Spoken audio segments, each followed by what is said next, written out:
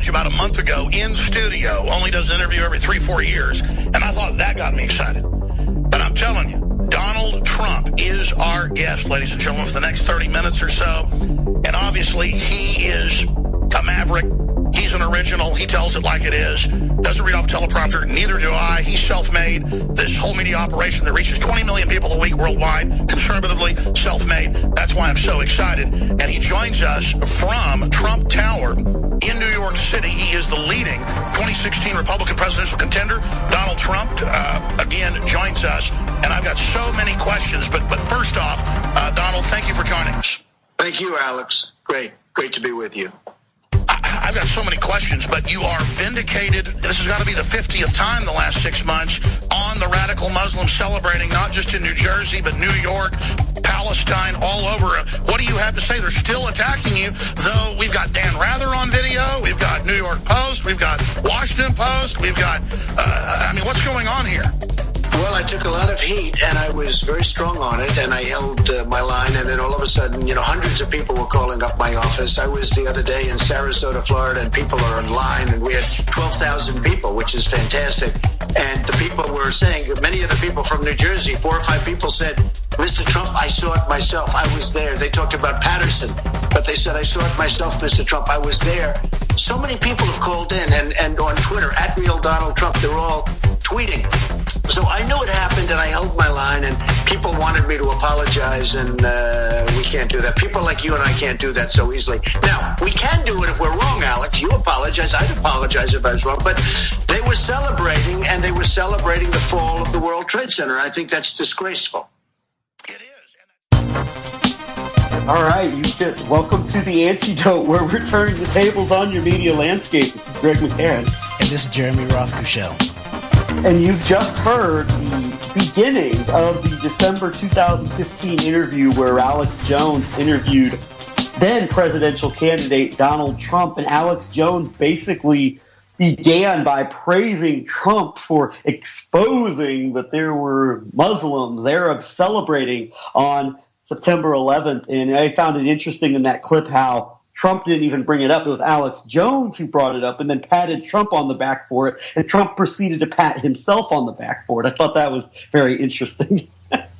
Yes, very much so. And the fact that Alex was the one who led into that, to double down and triple down on this clear disinformation canard about the Muslims celebrating not only in New Jersey but then also in Palestine is very telling about Alex Jones's role in this whole era, and basically recreated as some type of partisan hack of some sort in the Trump era, and especially since he readily admits. I actually called about maybe 3 months later in March of 2016 and pointed out to him that he had helped Trump double down not only on the bin Laden canard. I don't know if I said that, but it brought up that he'd help him double down on the celebrating Muslims, whereas it was the Israeli spies that had been arrested. And Alex admitted that the Israeli spies being arrested was true at that point. And then he said, "Of course, I'm the one. I'm the guy who exposed 9/11." But I guess he ended up being the guy who helped cover up 9/11 in the Trump era. Yeah, for sure. And I thought that was a good clip to play as an opening because I think that interview was probably most likely directly set up by someone who we're going to talk about here in the opening part of this show today, and someone who I actually called into the Alex Jones show to speak to, and that's Roger Stone. So just a week after I called in is, Greg from Iowa, my name, to talk to Alex Jones and basically hijack the show. I called in yesterday. I called in as Scott from Missouri, which is a combination of my middle name and my actual original residence, that being the state of Missouri. And I called in and I got to talk to Roger Stone and ask him about the coinciding of his role as whatever he was, an advisor to the NXIVM, what has now been revealed to basically be a Brahmin sex cult, and the article that was published on InfoWars in the summer of 2008, which detailed Roger Stone's role involving operatives from New York as well as the state of Florida, and also from Israel with the sexual honeypot operation that was used to ultimately justification for removing Eliot Spitzer as the governor of New York. And so I'm not going to play the call on here right now, since I just did a 2-hour live stream with Adam Green from No More News last night, where we played the call in its entirety and analyzed it. But I thought what was really interesting about this call is how Roger Stone so effectively managed to spin what I brought up, and instead of actually addressing what was said in the article about his role in a compromise operation against a sitting governor, used to remove this governor from office. And ultimately it did. I believe Spitzer resigned in disgrace. Instead, Roger Stone tried to portray it as, well, the writer, Wayne Madsen. What is he trying to say, that Eliot Spitzer did nothing wrong? So this was, I got to admit, a very masterful way from an obvious expert political operative who is an expert in the terms of psychological manipulation, of him to turn this around and spin it into, instead of actually addressing what Madsen laid out in the article, instead turns it around on the writer and says, well, is he saying that Spitzer did nothing wrong? So that was a very masterful out by Roger Stone to avoid having to actually address the substance of what was written. And of course, I didn't get a chance to respond after that as he went on to the next call. So thank you, Scott and Missouri, for letting me spin that accusation. And just like Vladimir Putin would say, was it not true? Was it not true that Spitzer hooked up with those prostitutes? I rest my case. And by the way, after you go chip in to my legal defense fund after buying some silver bullet, by the way, that recipe that was Nixon's favorite kind of drink is in my book, which you should go buy, by the way. Oh, and before I wrap up, thank you very much, Scott in Missouri. Did you notice the big tattoo of Nixon on the center of my back? This is why I was Roy Cohn's actual favorite son over Donald Trump. Perfect for target practice. Well, Roger, I'm glad you said all that, but you forgot to say how you're not really worth $20 million, and that's David Brock and Media Matters making things up about you. But seriously, we should all go to the Stone Defense Fund and give Roger Stone and Alex Jones our life savings so that they can fight the globalists for us on behalf of Trump. Yeah.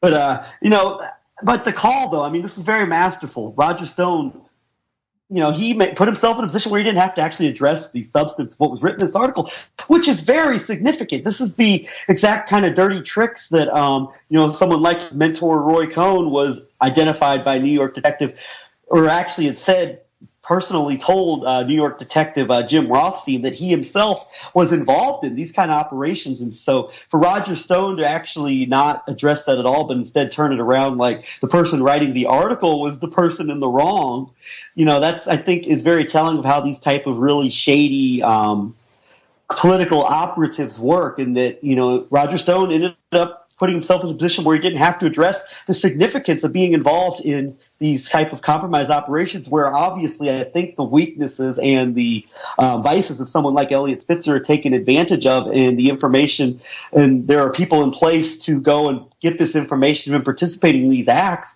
and in some cases setting him up with people, with women for these various acts, and then using it to bribe and blackmail and ultimately remove him from office. It appears on behalf of people, political criminals who Roger Stone and others involved in this operation were working on behalf of. So I got to give Roger Stone credit. Well done, and way to turn this around and twist this into not actually having to address your own likely criminality. Yeah, and in so doing, in terms of the consistency of the tactic of there's a combination of tactics. There's always the whataboutism, and in this nexus definitely of the InfoWars, Roger Stone, but all the way into even the Putin nexus. There's tons of whataboutism, but more importantly, in terms of what's coming up now and what you put on the record, and what he then, how he responded or did not respond, was basically saying, well, was it not true that Spitzer was involved in this. So in that vein, let us go back to the article written by Wayne Madsen that you referenced on air to InfoWars and Roger Stone, and ask the question, is this not true? And in the process of this, as you hear what Wayne Madsen actually said, you'll come to realize why Wayne Madsen can no longer be affiliated with InfoWars, with Roger Stone being such a center person with shaping the narrative coming from InfoWars and Alex Jones. So it becomes obvious why Madsen's no longer there when you actually see what he wrote. Yes, and what you just mentioned too, that this is actually very relevant too right now, and even in relationship to the ongoing Mueller investigation, and that Mueller has subpoenaed the Manhattan Madam, who is Roger Stone's friends, who was involved in some of these prostitution circles at the time. Although I believe she was involved in a separate one than the Emperor's Club one that was actually brought down Spitzer. So this article, The GOP and Israelis Running Honey Traps, ? July 29th, 2008. Wayne Madsen, Online Journal. Longtime GOP dirty tricks operative Roger Stone allegedly had a, quote, piece of the action, unquote, in Emperor's Club VIP, the New York and New Jersey escort service that was patronized by former New York Democratic Governor Eliot Spitzer, according to a longtime U.S. intelligence source in the nation's capital with whom WMR spoke. On March 11th, 2008, WMR, the Wayne Madsen report, reported, quote, the head of the Emperor's VIP club is 62-year-old Mark Michael Brenner. A New York judge ordered Brenner held without bail because he is considered a flight risk.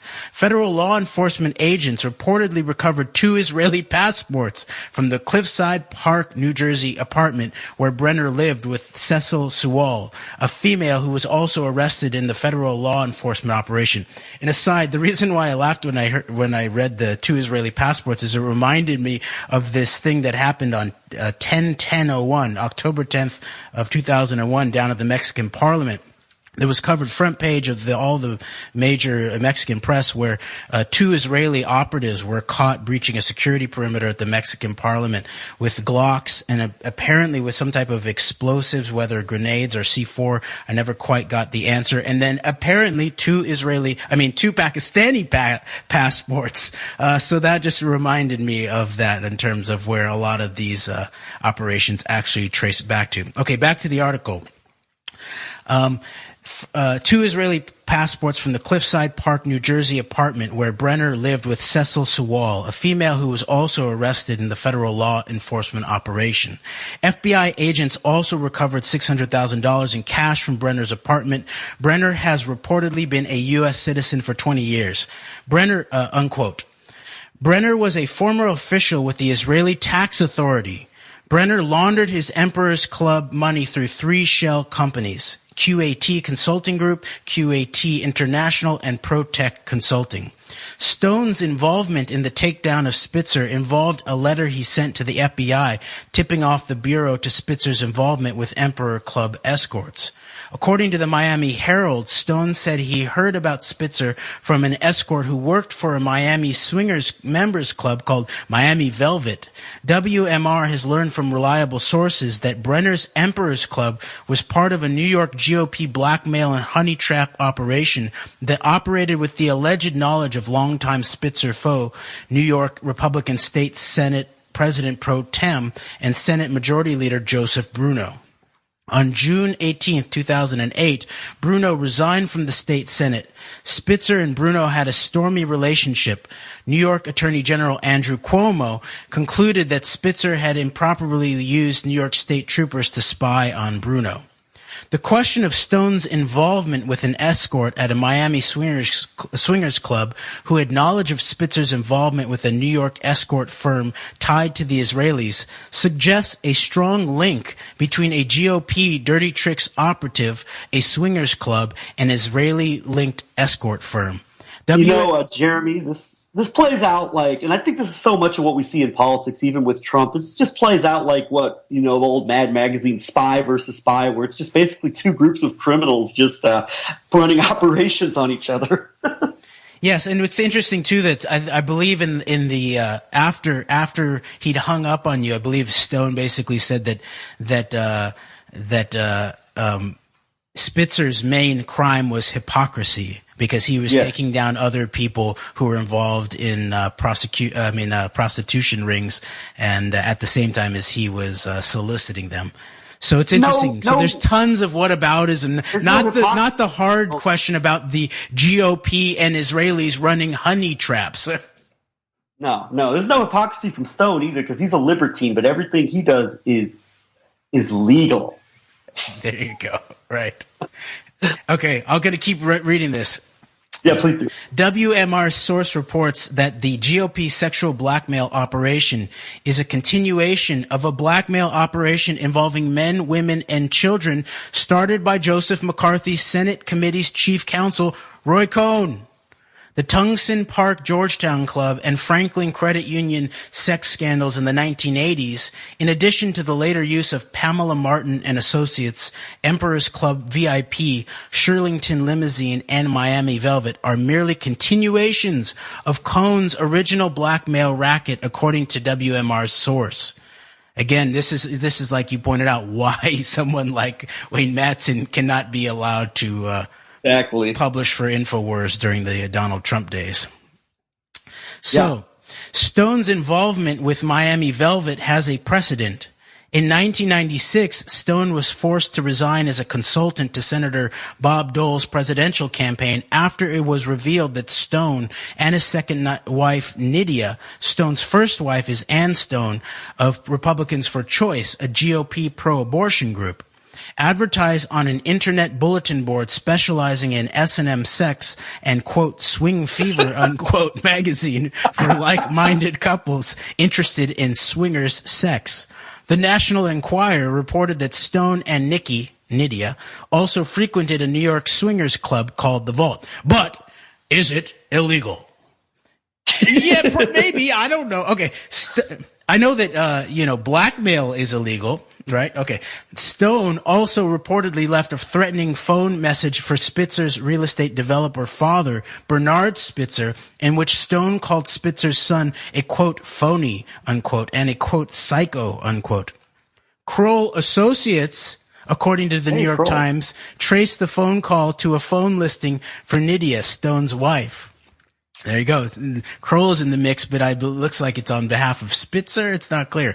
A recent request by indicted former CIA executive director Kyle Dusty Fogo to travel to Vienna, Austria to visit his wife's relatives was turned down by the presiding federal judge in the criminal case involving the bribery of jailed Republican Representative Randy Duke Cunningham.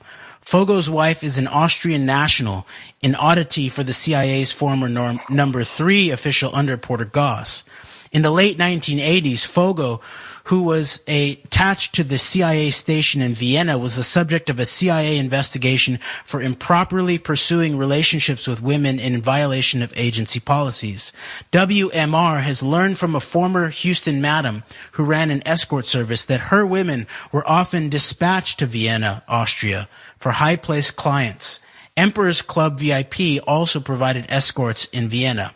Fogo, Goss, Cunningham, convicted GOP defense contractor Brent Wilkes, who was a client of Pamela Martin and Associates, according to the escort firm's late proprietor, Deborah Jean Palfrey, the D.C. madam, I believe, and a former CIA agent named Brant Nine Fingers Bassett attended poker parties at the Watergate and Westin Grand hotels in Washington, D.C.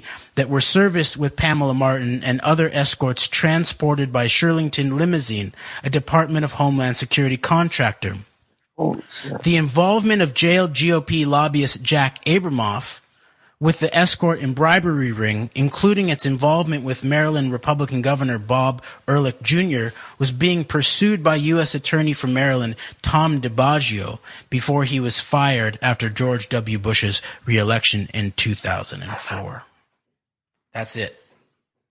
Wow, I'm glad you read that. And there's so much in there, and this is a reason we wanted to play that clip at the beginning of Alex Jones, basically of praising Trump for telling the truth about radical Muslims celebrating 9/11 and then Trump proceeding to congratulate himself and pat himself on the back for being so right about it, is because Roger Stone is the person who most likely set that interview up. And that was such a watershed key moment for InfoWars and just alternative media in general in being used in its, I would say, devolution rather than evolution of going from, of devolving, not evolving from,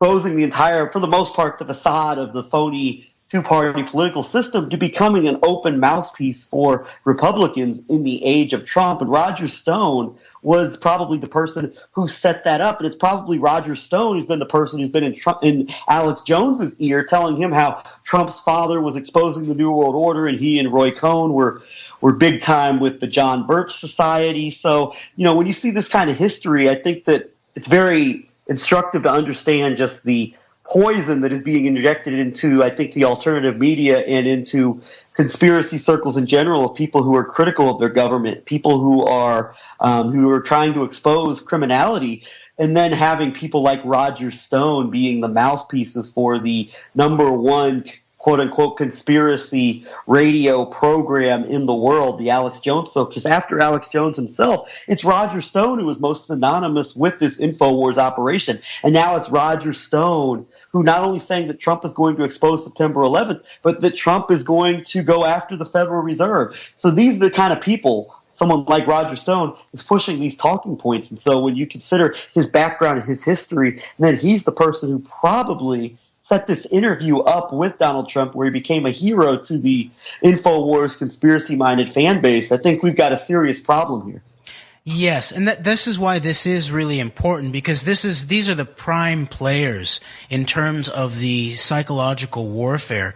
And then, of course, what we have on top of the psychological warfare in the day and age of the exposure of Cambridge Analytica and the usage of Facebook data, we also then have psychometric warfare. The fact that we have been exposing ourselves, those of us who use social media, including Facebook, and like things and expose basically not only our psychographical warfare, meaning who we are connected with, where our information comes through in terms of our social graphs.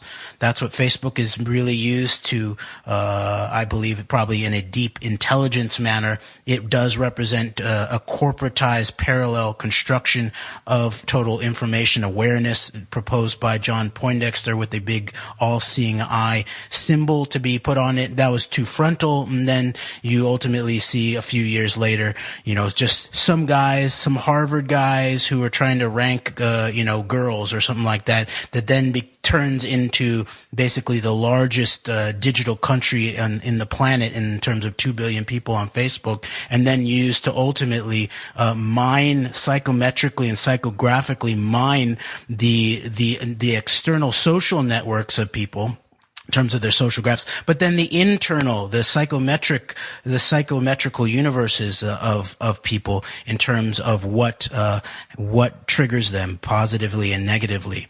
And so in the midst of all of that, we then have to then begin to consider the way that people like Roger Stone is a hardcore psychological warfare officer of some sort. And then you begin to understand that things like these phrases that are really seem to be used in a highly manipulative way. They sort of trigger imagery, build the wall, drain the swamp, lock her up.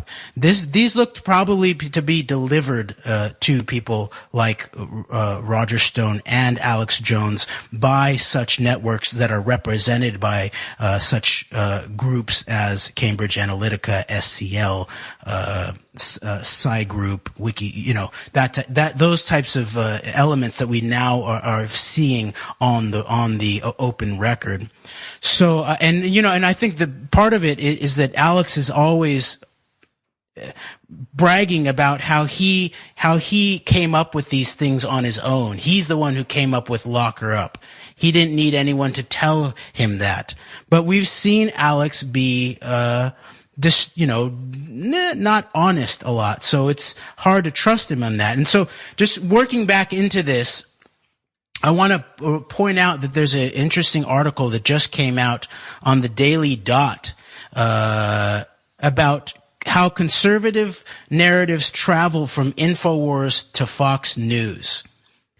And very, very interesting, by David Kovucci. And then in the midst of this article, it basically then tells you this relationship with Roger Stone and Alex Jones. And so I'm just going to read briefly from that. So a little bit down, it says, despite his popularity now, Jones remained largely unknown to the mainstream before 2006, when media picked up on a conversation he'd had with actor Charlie Sheen, in which they discussed how they believe 9/11 was, quote, an inside job, unquote. InfoWars' transition to a node in the right-wing pro-Trump media chain arguably began when Jones first met conservative political operative Roger Stone in 2013. And I'll also say this, this is just after the Obama re-election, when I think Alex Jones you started to really sense the shift in Jones, where he had that big moment of being on Piers Morgan and the 1776 moment, which you take away our guns and some of that stuff, and then more or less becoming just, you can start to see Jones evolve just more and more into just like kind of a conservative kind of mouthpiece, anti-left, anti-Obama, anti-Democrat in that time period. So it's interesting that it appears that Jones and Stone were first connected around 2013, because you could really see 2013 time period when you really saw this evolving of Jones, the beginning of evolving of Jones into what he is now. So that's a good point, and it's important to note too that the very beginning of that clip that we played from when Alex is about to introduce Donald Trump, then candidate Donald Trump, from Trump Towers, is he mentions that Drudge had just been in the studio in a very rare appearance. And so at this very you should probably listen to that later at some point. Yes, that's an interesting interview. I think this is also the same time in which Drudge is really beginning to put Alex Jones and InfoWars on in a hardcore way. So Drudge in many ways represents the actual, cliques, carrot of this operation surrounding Alex at this point. And then Roger Stone represents the political or the access-oriented carrot in many ways, because he's a long-term operative. And then one last thing in terms of this is that it should be pointed out that Alex's ex-wife, Kelly, has been on the record recently talking about how a lot of things seem to change when Roger Stone entered the picture in terms of InfoWars. So I'll finish this paragraph here. It says, InfoWars' transition to a node in the right-wing pro-Trump media chain arguably began when Jones first met conservative political operative Roger Stone in 2013. Stone would become a close advisor to the Trump campaign. He was impressed with Jones' reach and audience. Consequentially, Trump appeared on Jones's show in December 2015 when he was a presidential candidate and complimented the host's amazing reputation. One last thing. Trump's anti-establishment rhetoric on the campaign trail appealed to Jones, who upheld his promise of support by regularly backing Trump's policy decisions. InfoWars, as a result, took a strong pro-Trump stance during the campaign and worked overtime to discredit Democratic presidential candidate Hillary Clinton as corrupt and unfit for office. And so, yeah, it should be pointed out, amazing reputation with whom, right? I believe that it's true that that's probably a reference directly to Roger Stone. Yeah. And I'm glad you're breaking all this down, because this is, and I will throw another thing in here before we move on to another topic, is that, there's also the fact that you mentioned how these theories go from InfoWars to Fox News. And I think it's important to point out the role of Roger Ailes, who appears to have been a close friend of Roger Stone's, to the point that Roger Stone did almost a literal eulogy for Roger Ailes when he died on InfoWars, on the Alex Jones show. And of course, Ailes has been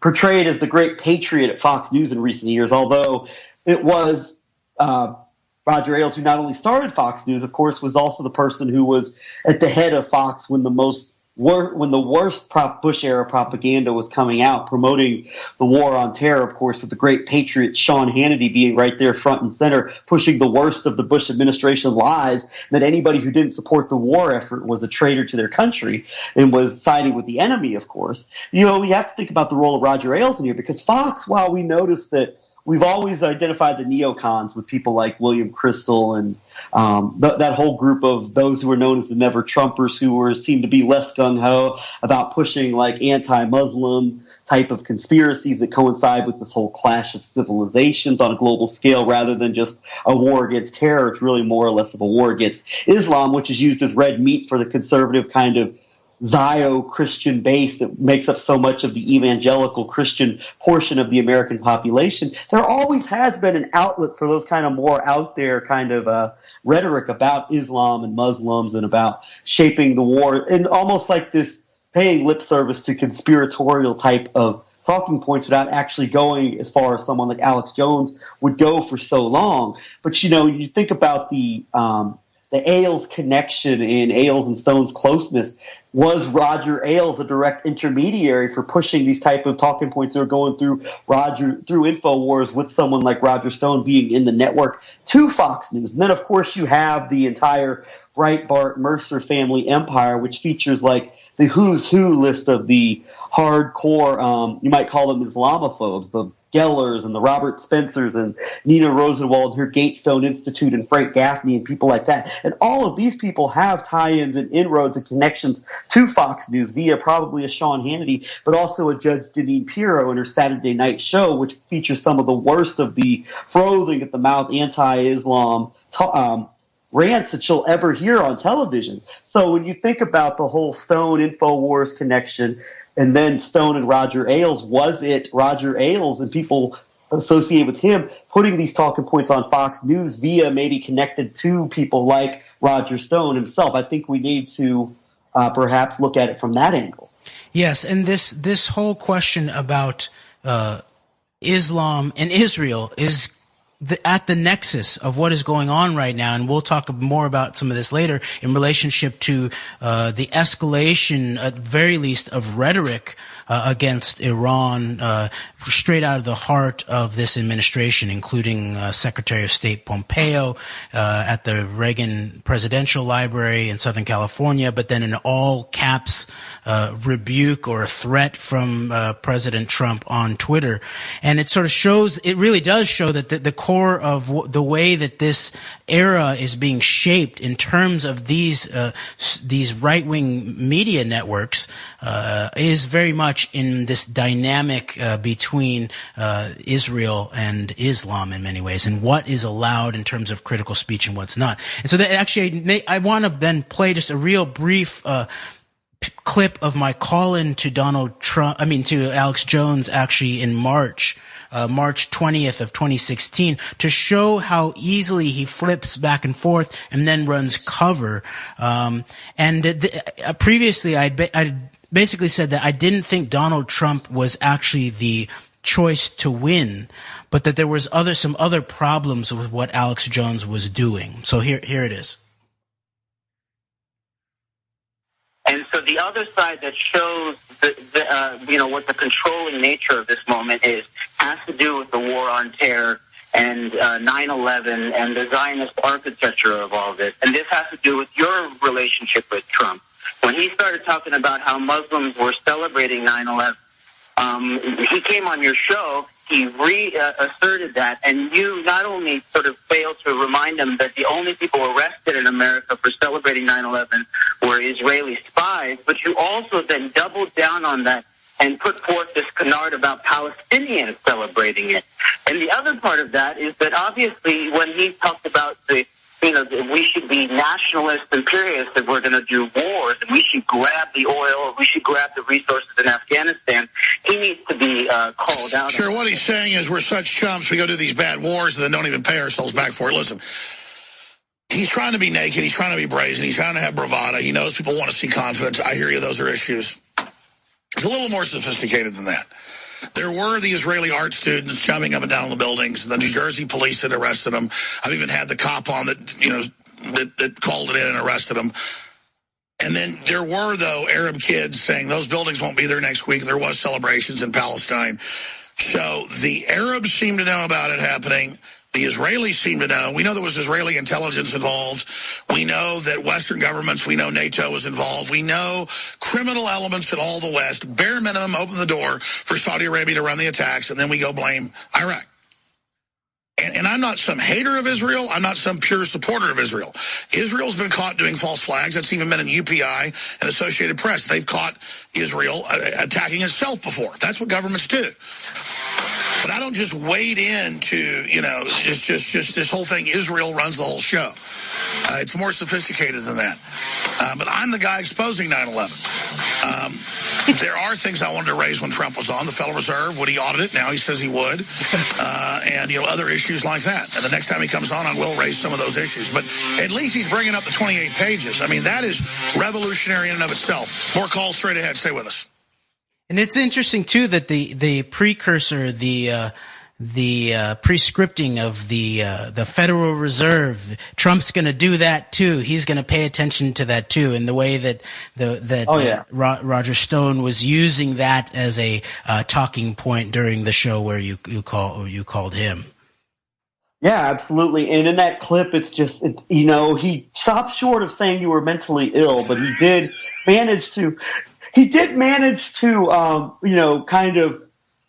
half-heartedly say that Israel was involved in certain things. And then he managed to flip the script entirely around to Saudi Arabia and Muslims again. So Yes, he did.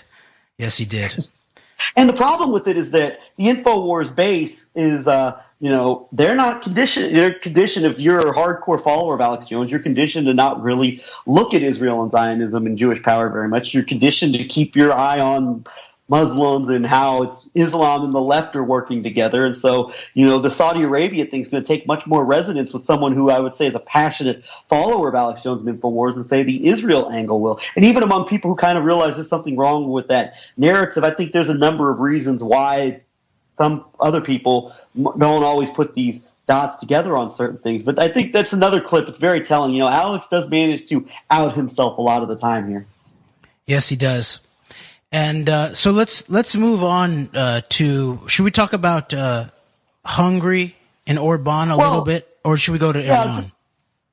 Maybe just a little bit, because it's interesting. Roger Stone, via his Hungarian heritage, I think does make a good segue into talking about Viktor Orban. And I've been more focused on Orban lately because, Orban's being presented as like the populist hero, right, against the mass migration into Europe. And if you're an alt-right person, what would be called the Zio globalist plan to flood Europe with migrants, right? And Orban's government is being represented as the main primary bulwark standing in the way of that. And of course, you'll have what I believe is an increasingly deceitful narrative, false narrative from the alt-right that, Hungary can't control its borders, but Israel can keep people out, when it increasingly appears that Israel and Hungary are really their policies almost go hand in hand with each other, to the point where, Israel sided with the Hungarian government over liberal Jewish groups that were outraged of what they depict. Sorry about that. I don't know what happened there for a second, but you had the Hungarians side with, the narrative that these governments are actually somehow hostile to each other, when they're really pushing the same things. Israel sided with the Orban government over liberal Jewish groups when it came to George Soros back in the summer of 2017. And now Orban has just visited Israel, and there's clearly a very close relationship there. Netanyahu's portrayed Hungary and Israel as having the same enemies, that it's Soros who's trying to keep Israel from controlling its borders, and migration from Africa into Israel. And of course, the Black Cube connection, where it comes out that this Israeli firm was digging up dirt on opponents of the NGO groups that were opposed to Orban's immigration policies. What I wanted to do is point out a couple of articles which I think are very important, and I don't know if these can be proven, but the allegations placed in these articles via this mob whistleblower out of Germany made about Orban's the possible reasons for Viktor Orban shifting from being very pro-EU, very critical of Putin and Russia, to being a very pro-Putin, pro-Russia kind of far right-wing politician, and that is this allegation that Viktor Orban, as a young man, delivered money that was given to the suitcase full of money that was given to this Russian Jewish oligarch, Putin ally, Simeon Mogilevich, and that this was used when Mogilevich was being targeted in 2009 for his role in various criminal operations, and that this may have been what was used to turn Orban into such a close ally of Putin, and by extension, it appears a close ally of the hard right wing in Israel. That it does appear that at some level that these Eastern European quote-unquote populists do have an alliance with. So in this regard, I think this is really important because if there's any truth to this, you're linking a longtime ally of Putin's going back to when Putin was the mayor of St. Petersburg in the 90s, Simeon Mogilevich, to a possible compromising of Viktor Orban, which leads to a complete 180 shift in his thinking. And if this is true, and if this is the impetus for Orban's, you might say almost slavish support, not only of Putin, but also of these policies, which are very synonymous with the far right in Israel, as far as this push to the right and push to warming up to these European quote-unquote populist right-wing governments. And I think this is very, very significant. I hope that it was all able to come out there. Yes, and by the way, the way that this also directly links into the Trump networks is that it apparently, one Felix Sater, his dad was a lieutenant of the Simeon Mogilevich network in the New York area when they moved there. So that, I believe that's pretty key, because then we have this email from, it's sort of a braggart email from Felix Sater to Michael Cohen, I believe, about how we can make our boy Trump president. I can get Putin to buy in on this. And now, whether he was just talking out of his butt or what, we know that he is very much connected back into these kind of networks that even, are obviously playing some kind of role in Hungarian politics at the highest levels. And you pointed out the relationship of Black Cube that's come out recently in doing sort of counter opposition research, but also black ops, the information black ops against sort of the Soros NGO. And I've termed it this idea of Jewish power dialectics, where you have this sort of hard right, sort of nationalist that hooks in to these sort of new right groups, but then you also have, of course, the Soroses, where it's about open borders and this type of thing. And whether that is coordinated at a very high level, I don't know. I don't have evidence of that. But I think the fact that it seems to work as a pincher move of some sort, I think is interesting to note. And in order to note that, you have to deal with the facts about someone like a Viktor Orban. And there's an interesting article that I found on HungarianSpectrum.org titled "To Unite the Right Organizers in Hungary," in which it talks about the some of the background of Richard Spencer and Daniel Freiberg. And Daniel Freiberg, I believe, is the co-founder of the altright.com website. I believe also it was, I believe Spencer's big moment that kind of put him into the public eye was being, I believe he was kept out. It was either Hungary or Poland. So there's the Eastern European connection to Spencer's rise to where he's at now as being an influential leading figure with the alt-right. So yes, and so we'll link to this article, this Haaretz article, Netanyahu and Orban, an illiberal bromance spanning from D.C. to Jerusalem. And it says the parallels between the current prime ministers of Israel and Hungary are astonishing. So it is perhaps unsurprising they have forged a strong alliance over the past decade and learned new tricks from each other. And it looks like it's a sort of a pay report, but we'll link to it anyways. And then maybe what we could do in wrapping this up a little bit is read a little bit from this article by Jay McKenzie that he published on Medium titled "Trump, Putin, and the Mob, Research Collection Part 3, Ron Lauder, Bibi Netanyahu, and Their Friends at Breitbart." And we'll link to this too, because I'd like to read the whole article, but I don't think we have time. So I'll just delve into it a little bit, because this connects, I think, not only to this Hungary question, Viktor Orban, Netanyahu, Putin, but then also ultimately into what is the policy, and the militant policy that's being articulated in relationship to Iran is very much a part of this, I believe. Yes. Real quick, I just want to say, I just want to make clear that, we're not asserting one way or the other that this is true, that there is some type of compromise operation done on Orban. We're simply just putting out the claims that there is, and that these, the story's been consistent over the years from this person who says that this was the case. So, the growing tide of right-wing, I'm reading from this article. This is part 3, he says, of my research collection. I realize it's a lot, but I'd like to think it's worth the trouble. Everything is well researched and sourced. The growing tide of right-wing authoritarian leadership we see in Hungary and Israel is also advocated by the Trump administration and Breitbart News. This is certainly in part a result of the Kremlin's efforts. However, they're also the consequence of a select group of individuals whose paths keep intersecting with one another. I'd like to spend a little time telling you about these men, some background on Ron Lauder, Arthur Finkelstein, and Benjamin Bibi Netanyahu. Ron Lauder supported Netanyahu's campaign for prime minister in 1996, and Lauder, as recently as May 2017, has served as an intermediary between Trump and Netanyahu. Ron Lauder introduced Netanyahu to Arthur Finkelstein and convinced them to work together on Bibi's 1996 campaign. Arthur Finkelstein was the key strategist behind Bibi's election in 1996. According to the New York Times, Mr. Lauder, whose mother founded the Estee Lauder companies, created Central European Media in 1994, unquote. That's from New York Times. Ron Lauder's media company was in Ukraine by 1996 and had dealings with then-President Leonid Kuchma, as well as several individuals linked to the mob. In the late 1990s, Arthur Finkelstein and Ron Lauder frequently traveled together from New York to Israel on Lauder's private jet. Ron Lauder is currently implicated in one of Netanyahu's corruption scandals related to the group One Jerusalem. David Horowitz is a founding member of One Jerusalem. More on him later. That's important. That's important, by the way. Go ahead. Right, and who by the way, goes on Alex Jones's show to receive gratitude. Yeah, he was the reason why Alex Jones shifted from 9/11 being a plot to actually create a clash of civilizations and to create perpetual warfare to being the left and radical Islam. Yes. Arthur Finkelstein's motive and opportunity to bring down Hillary Rodham Clinton, research and Twitter moments here.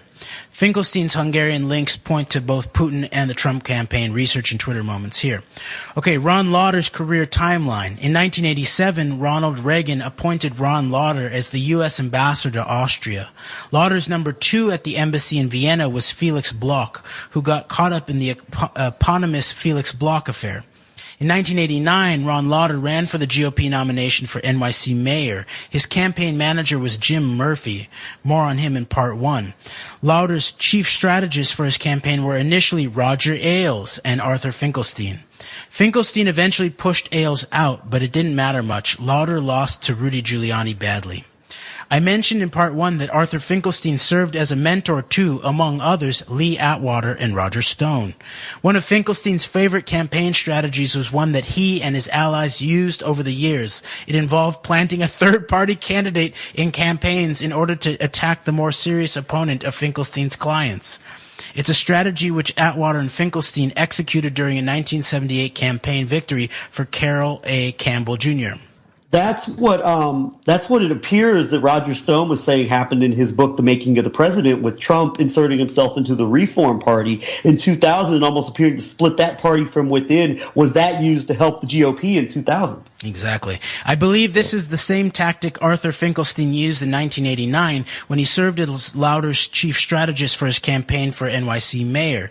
The third-party candidate was Herbert London, and his campaign advisor was Eddie M-A-H-E Jr. According to New York Times, quote, London's former campaign manager Jerry O'Brien resigned in protest against these people from outside New York who want to use Herb to attack and discredit Rudy Giuliani, unquote.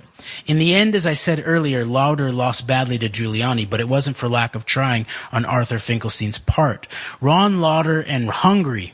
Ron Lauder's connections to Hungary go back to at least 1990, when he purchased a 50% share of General Banking and Trust Company of Budapest. According to the New York Times, in March of 1990, Lauder formed a partnership with a man named George Lang to become co-owners in a restaurant by the name of Gundel in Budapest, Hungary. The restaurant didn't officially reopen until May 22nd, 1992, but it did so with George Lang and Ron Lauder remaining as partners. Why should we care? According to the same New York Times article I cited earlier, quote, toward the end of the final negotiations, Lang threw a party at Gundel's for Budapest intelligentsia, a group he dubbed the Gundel Regulars. The guests of honor included the Hungarian president, Arpad Goncs, Sir Georg Solti, the Chicago Symphony conductor who had just made a triumphant return to his homeland, and the novelist George Conrad, unquote. You'll notice that one of the names there is now former Hungarian president Arpad Goncs, who served from May 2nd, 1990 to August 4th, 2000. During Goncs's last 2 years as president, who was it that served his first term as prime minister? None other than current Hungarian Prime Minister Viktor Orban. So what? And then I'll just finish up here. Well, as I discussed in part 2, Viktor Orban is Vladimir Putin's man in the EU and NATO. But even more importantly for our interests, Arthur Finkelstein and his business partner George Birnbaum began advising Orban in 2008. Orban was once the self-described liberal, but in 2009 he did a complete about-face and has been Putin's puppet ever since. Orban's regime has since then become increasingly extremist and authoritarian, just as Putin wants. And interestingly, Sebastian Gorka received his fake PhD from one of Orban's advisors, Andras Lansky, in 2008 before moving to the U.S. to begin his career as a, quote, terrorism expert, unquote, aka Kremlin propagandist. I've mentioned this before, but Andras' son, Tomas Lansky, worked for Arthur Finkelstein, spreading more Kremlin propaganda. There's a lot more here, and there's a lot of important stuff here that also ties back into Ukraine and the mob. I'll just read that one part. Why so much mob? Given these connections, I find it interesting that mob boss of bosses, Semyon Moglievich, moved to Budapest, Hungary in 1991, right around the time Ron Lauder purchased the bank and restaurant in the city. It's interesting then that Semyon Moglievich sprung one of his lieutenants, Vyacheslav Ivankov, or Yaponchik, from jail in 1991. Then in 1992, Semyon sent him to live in Brighton Beach, New York. Later that same year, Yaponchik ended up living in Trump Tower. Pretty weird, all these coincidences, huh?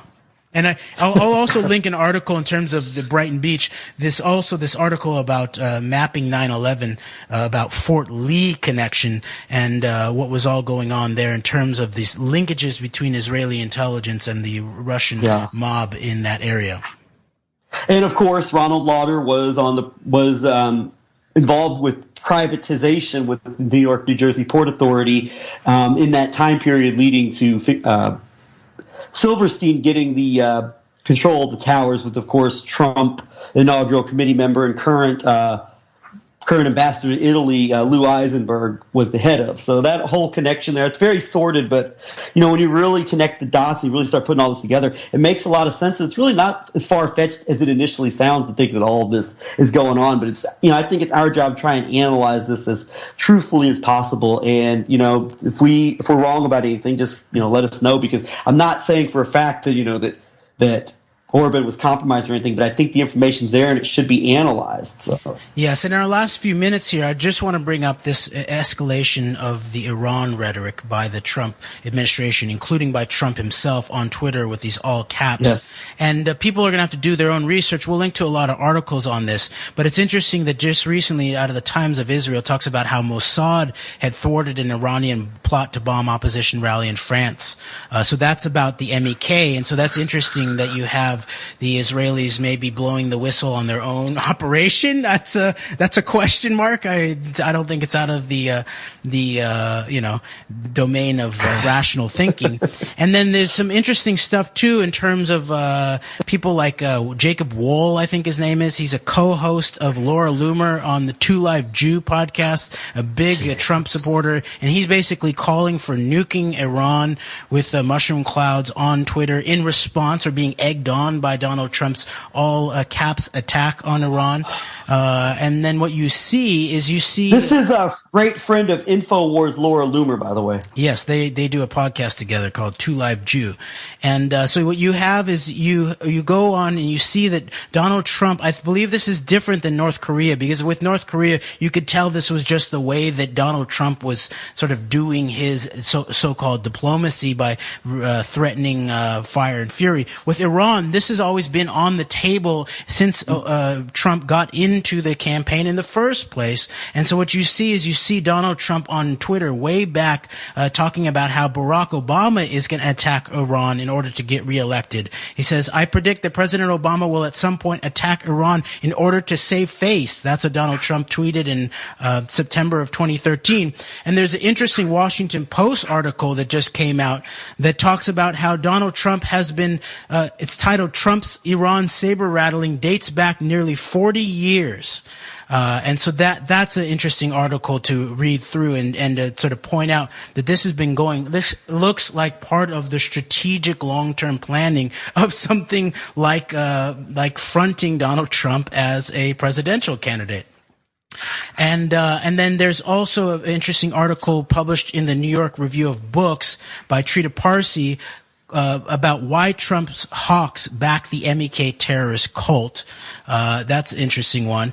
And then going back to this article that we referenced of Parsi's from a few weeks ago, I believe, Iran is not North Korea. Trump's regional allies prefer civil war to peace, which points out that this is different than North Korea because you have this whole conjunction that we have talked about before in terms of the Saudi Arabias in line with the Israelis. And so there's a lot of threat here in terms of the seeing as Iran as a potential regional nemesis.